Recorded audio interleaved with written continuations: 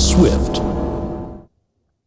South Africa are simply superb and New Zealand was simply second best. We had plenty of questions at halftime on Maruti Suzuki Arena Presents ESPN Cricket for Matchday. Have South Africa batted slightly within themselves? Could they have pushed the issue? Could they have optimized their resources? They had plenty. 357 was 190 too many, and we were looking at a score or a difference of in excess of 200 had Glenn Phillips not whacked it around towards the end. As it turns out, Tom Latham and the New Zealand camp would be thinking, should we have actually put South Africa in, given their extraordinary record that continues in ODI cricket batting first? Yet another comfortable win at the back of Rasivander Dusen with 133, and Quinton de Kock, now in an exclusive club, joins Kumar Sangakkara with 400s in World Cup cricket, one behind Rohit Sharma with 5. New Zealand struggled. They lost Matt Henry. They're losing players every game now, and they've now lost 3 on the trot after being bundled out for 167.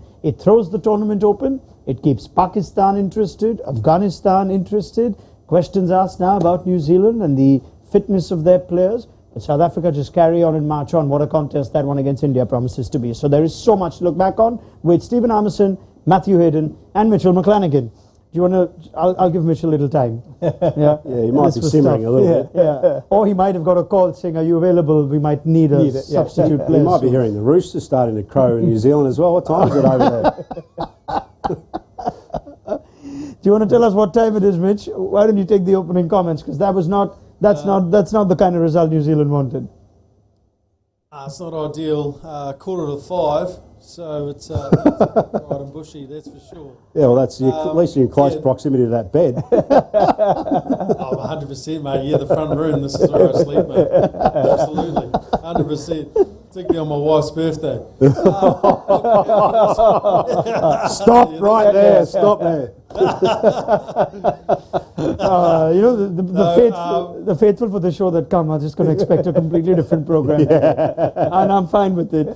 We'll try and squeeze in a little bit of serious analysis. But yes, Mitch, please take it away, because this loss would hurt New Zealand.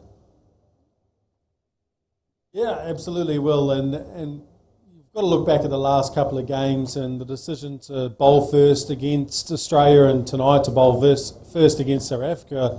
Monumental mistakes, in my opinion. Matthew Hayden, you'll probably be able to attest to this a little bit better than I, but in India, when you're batting first and out there and you're bowling first as a batsman, 50 overs in the peak heat of the day, it takes a lot out of you. And 2 games in a row, when you've had the option to be able to bat first, sit in the dugout in a nice cool environment and come out second when the day's a bit cooler, conserve that energy. It also just means that there's probably going to get less mistakes from the batters as well, and I think we saw a tired batting unit from the New Zealand side tonight. Pedos, explain that. Well, I think it is a good point. Once you actually do get a chance to understand the conditions as well, that matters. But you've got to play into your strengths as a team. And for mine, South Africa will not want to be in a situation where they're going to be chasing down and getting scoreboard pressure. You saw it from Phillips. It's a very good wicket. The wicket condition's not going to change, through the course of these 50 overs. Just that doesn't happen. They can only get better, if anything. But the reality still is that you make use of it first. You put that scoreboard pressure, and then you put South Africa doing something that they don't want to do. It's just a simple equation. You have to perform as well. The performance levels were lower, with both bat and ball. So you can, look at the toss. The toss was crucial. Yeah, you try not to sort of field in the sort of midday sun. But your level of performance is nowhere, for me, New Zealand, was nowhere near to the standards that they've been setting. There might be circumstances when you look at the injury record they've got, that tells you that as a team that New Zealanders are always fit. They're always strong. There's so many players in New Zealand side going down.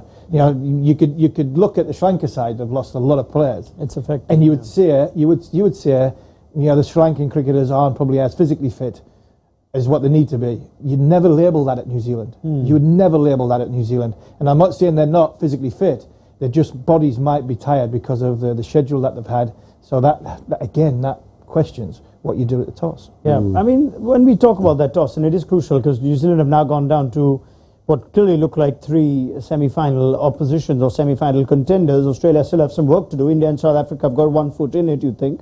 But 190-run defeat is a big one after the two previous defeats. At least they were in the game for a considerable amount of time.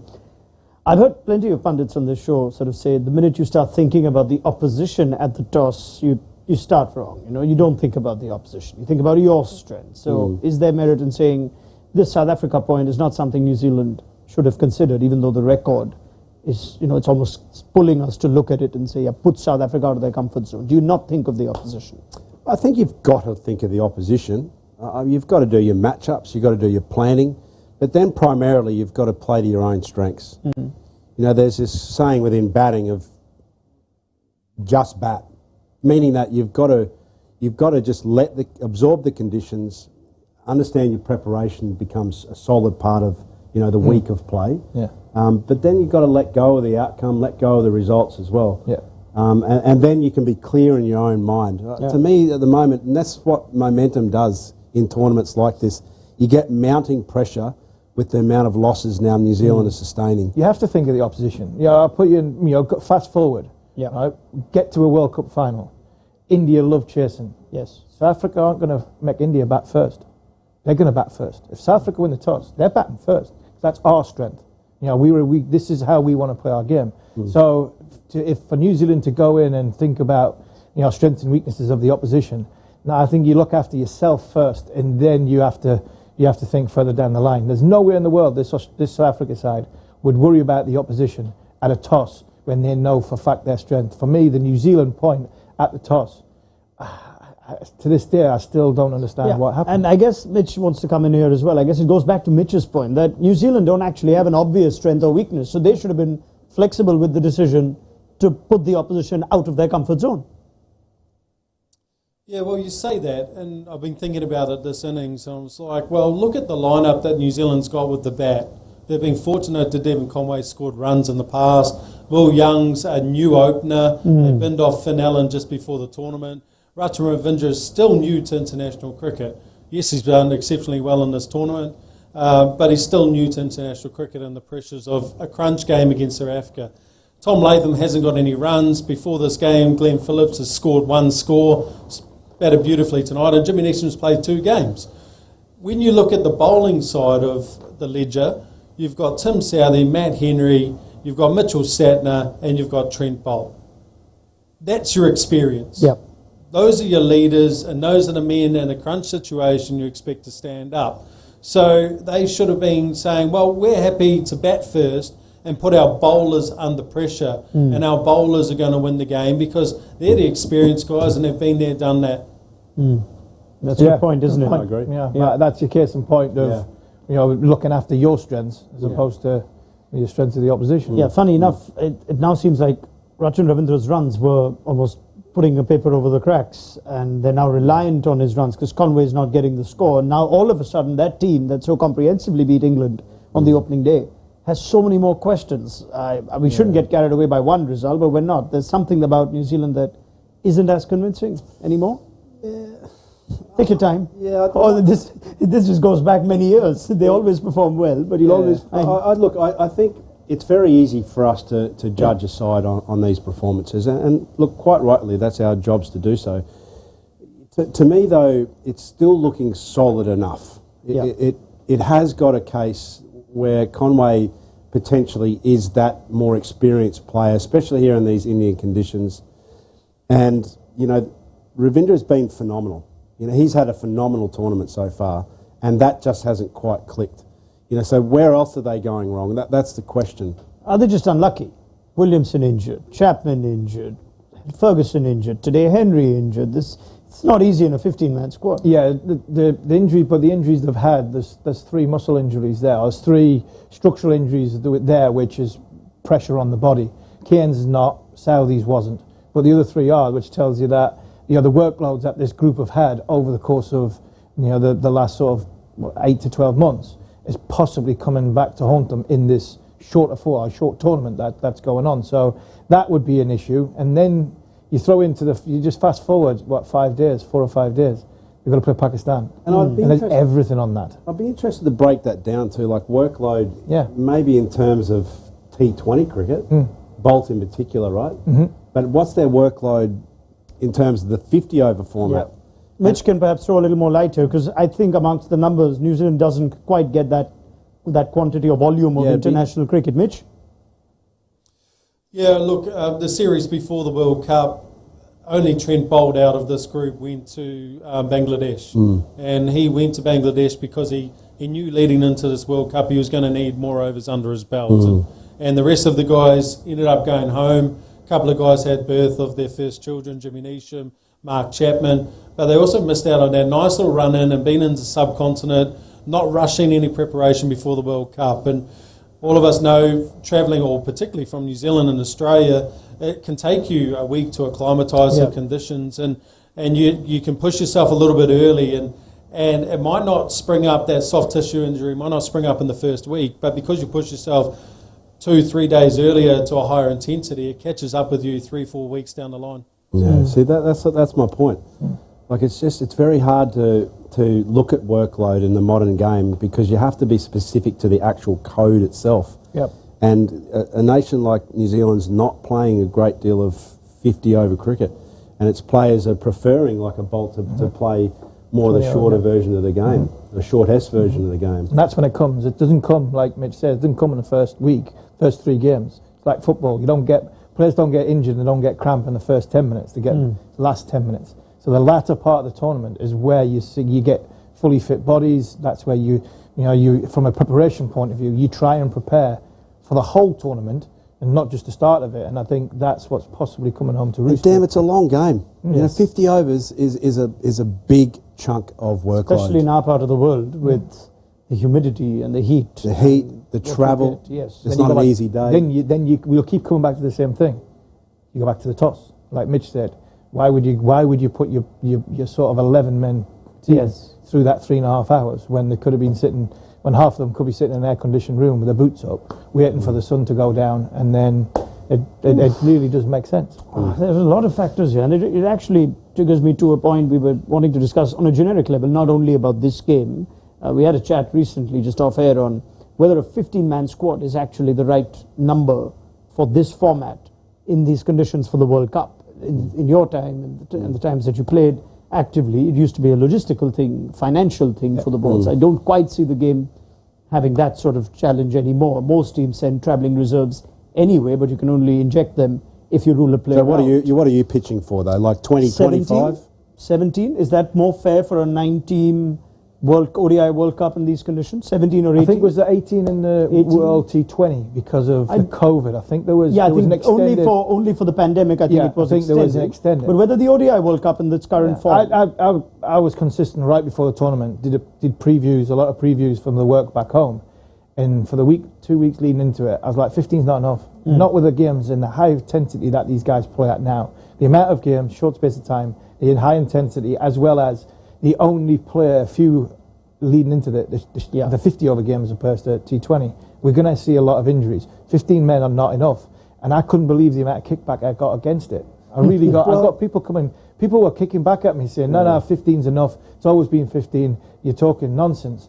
And there's a lot of teams now having injuries at this time, and they're all muscle injuries. There's a lot of muscle injuries because of, I think, you play, you travel, you play. And it's not easy getting round India, and it's the 9 games that you're going to have to play in this space of time. I didn't think 15 was enough. Well, I'm just thinking, is it the charm of a World Cup, though? You know, to have a cap on players. Yes, you've got to have a bit of luck, but that's the same in anything in life. Yeah. You know, so why do we want to try and extend it out too far? Is the point. And I'd argue this is a way too long a tournament anyway. Yeah, I agree with that. So the reality is that it's a good format, isn't it? Everyone plays everyone. I like the format. I'm saying the actual length of format. To fit the World Cup into this space over this period of time, almost 8 weeks, is a long tournament. Yeah. You know, so it's long enough, you're saying. It's not like it's... I would want it shorter, which means that there is even less time to recover. Yeah. And then I'd say, potentially, you could increase your squads. But because you've got a very long period of time between games, 3, 4 days, 5 days in some cases... But sometimes that's where you get injured more. Sorry, I'll cut Mitch out here a little bit. No, we'll get him involved in a bit. Yeah. But that sometimes you could get injured more, because if you have 4 days between a game, you have two practice days.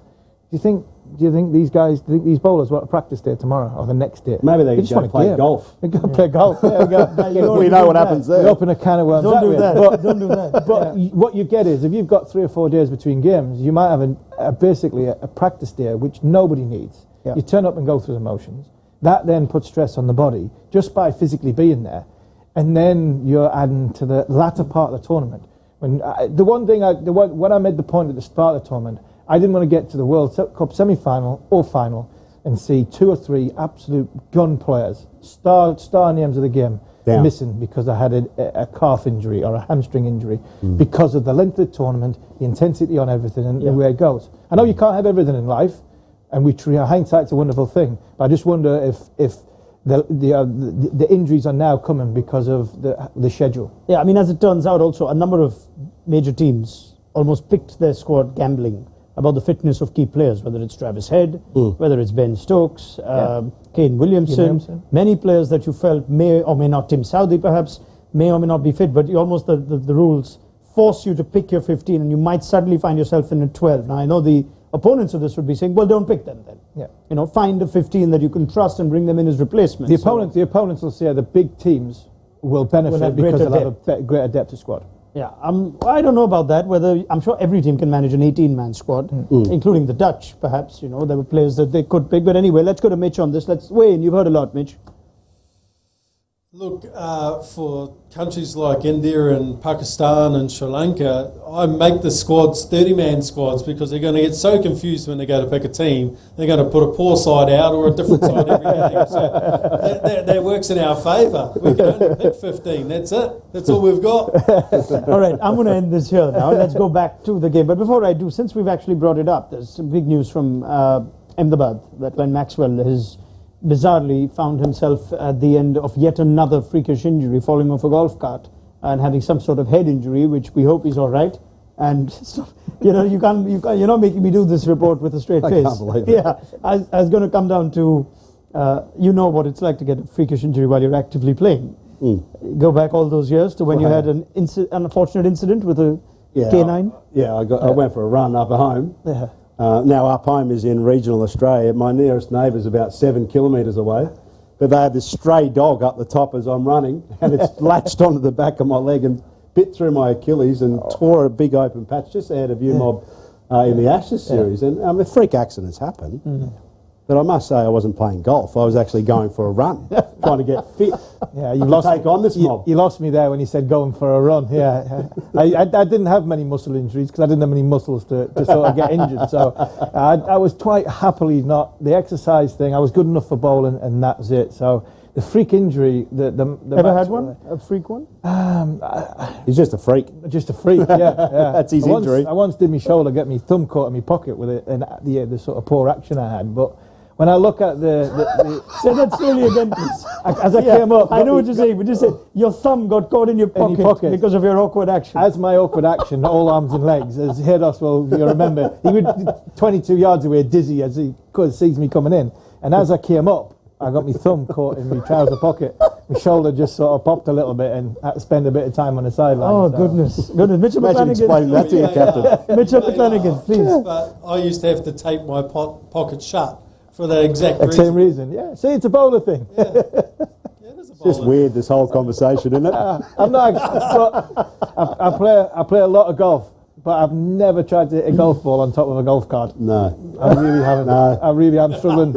I'm struggling to defend that one. Okay. I can defend a lot of injuries. What did Finchy say? Finchy said if Maxi gets a chance, he doesn't miss out. I think that summed it up.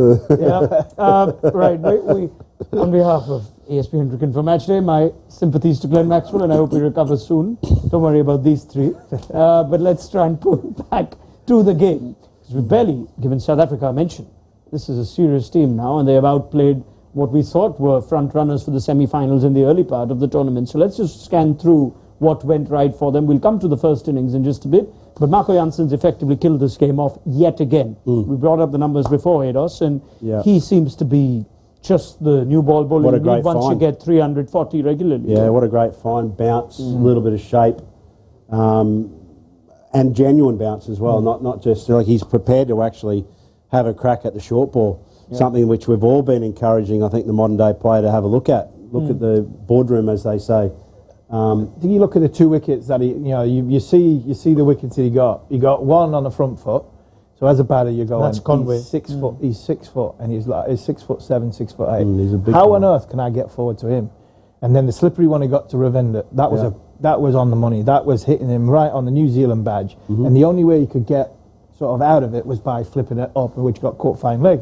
So you're looking at him as a new ball bowler. He's big, he's tall, he swings it, gets it in a full length, but he's got a slippery bouncer as well. When you've got Rabada at the other end, that's a match made in heaven for me in a combination wise. Yeah, and Coetzee as well. I mean, he had a good day at the day, office yeah. as well. Good He's just good, simple action. He seems to just find the right spot in the wicket. Can be. We were talking about this off air as well. Just for such a simple action, he can go both sides of the wicket. So it's something that he maybe can work on through this tournament. It's nice to remember also that he's only 23, Mitch, Marco Jansen. He's an all-format player when we talk about workload. And we're seeing almost a coming of age of Marco Jansen, the left-arm seamer this tournament.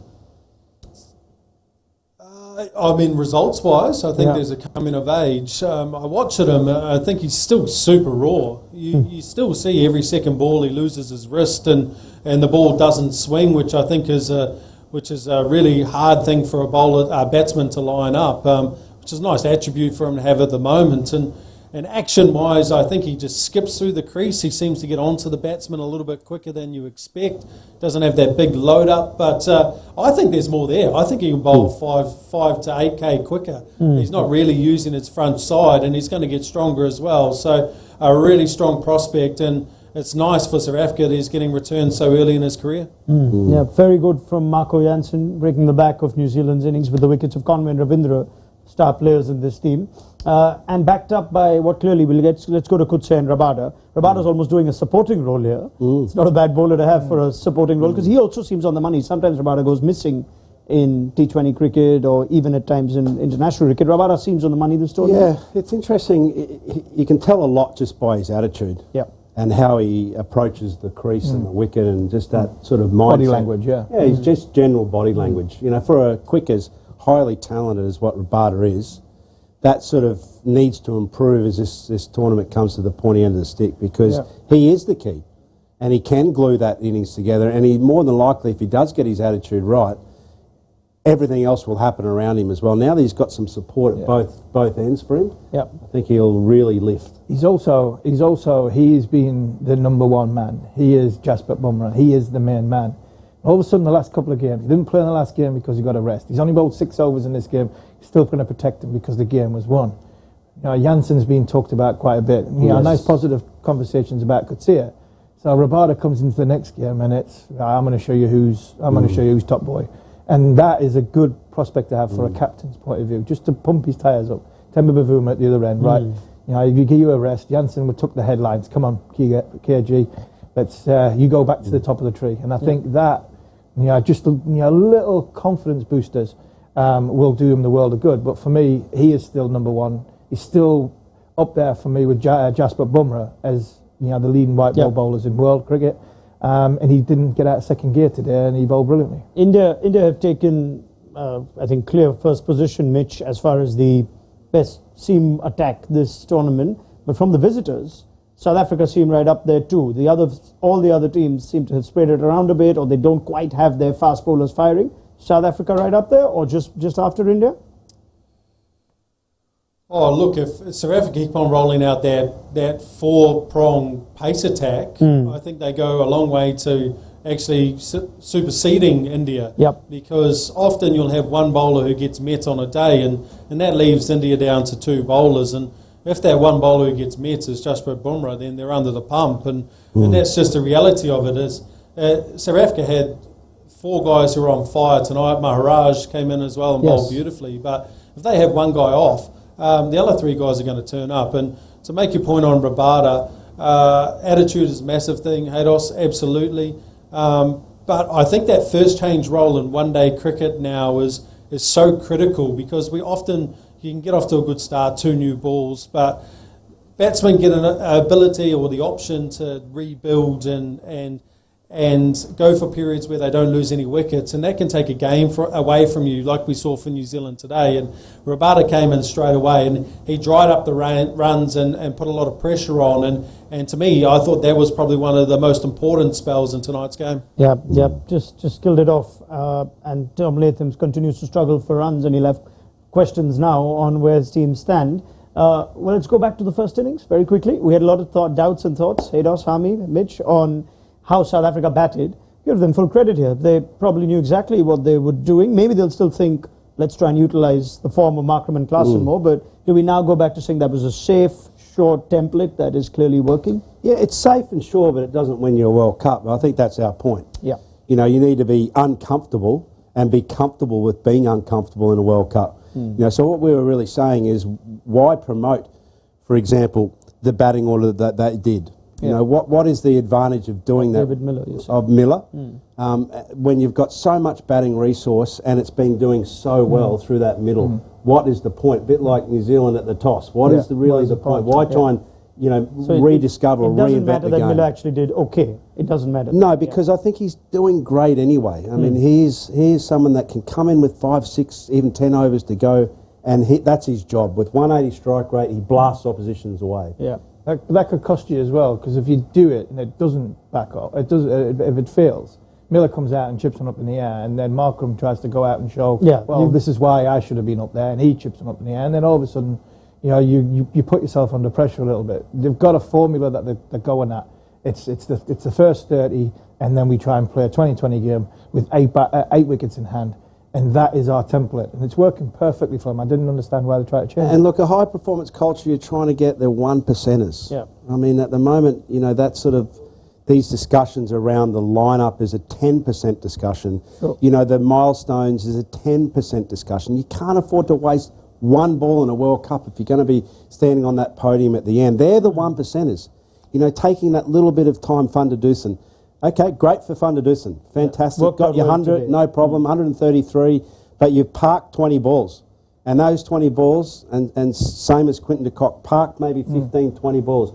Park those 40 balls in combination to a side that is as lethal as whomever they're going to play in the World Cup final, and that's the point of difference. Yeah. Do we leave any room for the fact, Mitch, that you and Harmy, and I think Haydos too, were saying at half-time, that New Zealand actually bowled well?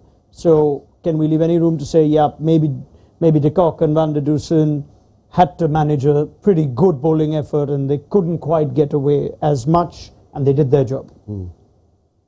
Yeah, I think you saw some frustration from both of them at points, particularly from Quinton. You could see it visibly. I think in terms of Van der Dussen, I think Russie, in terms of, we're talking about stuff that can take him to the next level, can make him a great player, can make him a player that can win a World Cup for South Africa, really make a significant impact when it matters. And he needs to understand that going forward. Tonight's innings was match winning in the end. What I must say and commend him is that in a nowadays and age, a lot of players say, oh, that's the way I play, I'm going to reverse sweep all the time to spinners, and that's just how I play, that's the game and the method I have. This game he came out and he played straight. He looked to hit the spinners down the ground, and he didn't reverse sweep or sweep as much as we've seen in the previous games. And I think that takes a lot of courage to actually go halfway through a tournament and go, well, actually I'm going to change my whole game plan. And I think he'll take a lot of confidence from that tonight, and actually we might see him increase that scoring rate and games go past with that confidence that he took from tonight's game. I think when you listen to us talk, you would think that South Africa had a bad day. Yeah. We're talking about winning a World Cup. We're not talking about winning a group game, a pool game, or even possibly a semi-final. We're talking about winning a World Cup. What Haydos is saying there is from a man who's won a World Cup and knows what it takes to play at the high level and what difference it is in a dressing room leading into a World Cup final. And I think that's the conversation we're having. It's not about South Africa qualifying. Sure. It's about them winning the World Cup. But I reckon Mitch makes a great point there. You hear a lot of players that come out and play unorthodox shots and say, oh, that's just the way I play, guys. Yeah, if you want to play that way and you average 30, then you're not in the team, so you're not playing. You know, so it's also adapting. You know, these tournaments are won by players adapting through the course of an 8-week window of cricket. So, You know, the fact that Van der Dussen has actually come out and adjusted his game like he has, as Mitch's point is, I think that is such a great positive. And now you add the confidence of the fact that you've got 130 under your belt. Now you're a dangerous player, and expect to see a lot more of him as this tournament now goes on. Yeah, well, that's just how South Africa are rolling right now. And you look at a score like 357 for 4. Remember the Asia Cup where India got 356 for 2 against Pakistan. We're thinking if they got 356 for 8, you'd be like, yeah, they've used their resources. And you think 356, could you have gotten more? But we continue to see now, even though we've seen Pakistan chase 340 against Sri Lanka, and New Zealand nearly chased 380 against Australia. These 350 scores, they're still very much, as chases go, the exception. They're not the rules. So if you get 350, by and large, the scoreboard is going to take pressure, and you're going to win more games than you lose with 350 on the board, statistically. But it can happen. And this is a tournament where freakish efforts can happen. Sure. And it could happen on the day of semi-final. So that was the point made by Harmy, Hayden and Mitch. Points table time. And the big defeat, even though slightly reduced by Glenn Phillips, whacking it around towards the end. Let's see what it does to net run rate, shall we? Now, 0.7 takes New Zealand below Australia. That's still not a done deal. So keep an eye out on that, because now they have an inferior net run rate to Australia. And the margin or the difference between New Zealand and Pakistan's net run rate has reduced too, courtesy of a decent win yesterday for Pakistan. And New Zealand still have to play them. So one of those two is going to have a smile or a grin on their face after they meet in Bangalore on Sunday, or rather on Saturday. And there are still permutations here. Afghanistan can still get to 12. They've got a tough set of fixtures. Hami, sum that up for you as to why it was still important for Glenn Phillips and Matt Henry to bat a little bit of time and reduce the deficit. Yeah, because New Zealand, obviously they've got Pakistan to play, so and Pakistan could get to 10 points. What we could find is if England beat Australia, which is a big, massive capital letters if at this moment in time, the way England are playing, but if England can beat Australia, then that comes down to Afghanistan. I've got to play Australia. Afghanistan have got to play the Netherlands. What we might find is we might find 4 teams on 10 points. So that if you've got 4 teams on 10 points, it comes down to net run rate, and then it goes head to head. So that was so important, that Glenn Phillips, because we were scratching our heads going, why on earth is Matt Henry out there? If there's any chance of New Zealand getting to the semi-final, they need Matt Henry. But that little cameo from Glenn Phillips might be the difference, and the gamble you have to take to get to the semi-final first. Could get tight, but he did say with a big if England to beat Australia. What was your? I said a big if. I couldn't see him, but I could feel him coming. What was your? It was like bowling to him in a one-day game. He's getting closer to me. I'm just expecting England to turn up at some point. I just hope it's necessarily not against Australia, but there is no rhyme or reason why England have performed so poorly in this World Cup. So their capability is still there. They might, have a rethink, a reshuffle of their team and their playing 11. But, for mine, I don't expect Australia and England's going to be a tussle which is going to be just one side falling over. No. It just never happens against England and Australia. It's a great contest. When you think about Pakistan, India, as being in this neck of the woods, the great contest. In our neck of the woods, there is a solid competitive instinct. There is nowhere England's best game will probably be against Australia because, well, to be fair, they can't play any worse than what they are at this moment in time. Exactly. But there's nowhere in the world that these guys will come out. They'll never lie down anywhere. But there's pride in it. There's World Cup winners in there. There's some fine cricketers in that England team, and they will come good. It doesn't matter where they are on the points table for this particular clash. And they probably stay on the golf cart as well. I mean, Maxwell being out in all seriousness, that's a huge loss to Australia. He's as important as Hardik Pandya is to India. So since we've got the two of you now, that won't happen again. And I'm sure you'll miss each other. What, Maxi on the golf cart? I reunited it. No. I'm just saying, I'd like maybe one quick comment. If, Haydos, you were with that England team now, you were coaching them, and this is the tournament you've seen, and you come up against Australia, what would be your most... Well, we've already planted an Aussie in there. he's the current coach. Matthew Mott, Queenslander as well, just to sabotage the boys. But I would be just saying, play fearlessly. I mean, it's a World Cup, for goodness sake. You've got everything on the line here, and you've basically got nothing to lose. So play with freedom, and that's the way they've been dangerous now, England, right through this World Cup cycle. I mean, they've fallen over right now for no apparent reason, other than maybe just this this pressure that's come with being the current World Cup holders. So play with freedom is all I'd say. And my second And have question fun. is, if you were the Australian coach right now, which is not a job you seem to be interested in No. for the foreseeable future, No. but if you were the Australian coach right now, seeing what England have done, Yeah, but we'll beware the wounded warrior. Simple as that. But I think the only time I've ever got into trouble against England was out playing England in 2005 through the Ashes. And it was the one time that we actually looked at you blokes and started to think about how you were operating, as opposed to what your comment was before. Worry about your own games. When Australia is worrying about itself, its own game plans, its own operations, it's always dangerous. he was a big reason of that, wasn't he? Was That you started huge talking reason. about it. Yeah. He got blood out of Ricky Ponting. Yeah. Yeah. I mean, Harmy had a great series, Yeah. that series. As England did. That series was the best team of players in the world. So they were the best players in the world. And I think going into that series, we were the best team in the world. We had just come back from South Africa and we'd won, I think, 13 out of 15. So we went into that as unbelievably prepared as anybody else, and we were playing at our best, playing out against probably the best players in the world. And that comes back to my point of the question you asked Hayden. What would you say to this England team? There's 8 of them. There was 8 in that last game playing the World Cup final in 2019. I'd remind them individually of how good players they are, and I remind them collectively that how good a team they have been and how good a team they need to be against Australia, but also this could be the last time they play together. This could be the last time their legacy is. Do you want to have one last go at Australia on your legacy to finish off in a strong position? And that's what I'd remind England in that group, because they've got some fantastic players in there. You're going to leave one-day cricket with a legacy. Leave it by beating Australia. I'm ready to go. Yeah, I've got Charge up. I've got the frothed up smoking jacket. I'm ready to roll. Don't worry about the Champions Trophy qualification and all that. Just listen to that. I've done that to myself many times, and then I've looked. Then I've stood up, looked down, and thought, I can't even see my feet. Mitch McClenaghan has listened in patiently. It was lovely having this chat, and forgive us if we've digressed from the game today. And sorry, Mitch, if we've kept you waiting. But I will let you have the final word, because the final word should also be on New Zealand. You'll be thinking now, gee, they got Sri Lanka and they got Pakistan. Are the wheels coming off for them? Players injured.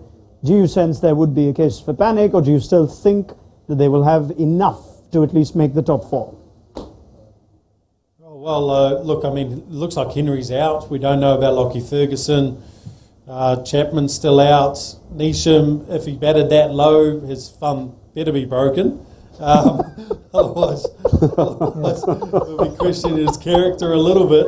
So we might not be able to field a team, mate. So Gary said I'll be trying to figure out who I need to get on a plane, to be honest. Yeah, there you go. Right. He's brutal, isn't he? It's 6 o'clock in the morning. Yeah. Just make sure his phone's on in case they need a left arm quick. But I think he's happily retired now, good old Mitchell McClenaghan. We leave it there. Mitch, thank you very much. Good on you, Mitch. Matthew Hayden, absolute pleasure as always. You'll be back with us tomorrow. Yep. Stephen Harmison, thank you as well for your time and your thoughts. It didn't turn out to be the nail-biter that we thought we'd get when New Zealand and South Africa play, but it has reinforced South Africa's claim as one of the favourites, red-hot favourites for this World Cup. What a game India-South Africa promised to be. And as far as New Zealand go, the World Cup is still very much alive, courtesy this result. So we look forward to your company for India versus Sri Lanka tomorrow on Maruti Suzuki Arena Presents ESPN Cricket for Matchday. Do download the mobile app. You'll get the very latest on everything that's going on in case anyone else decides to do something silly in Ahmedabad for the Australian camp. And team news for Marcus Stoinis is eagerly awaited. And Hardik Pandey, I think there's an injury update there as well. And you'll have plenty of injury updates from the New Zealand camp. We'll see you tomorrow. Good night.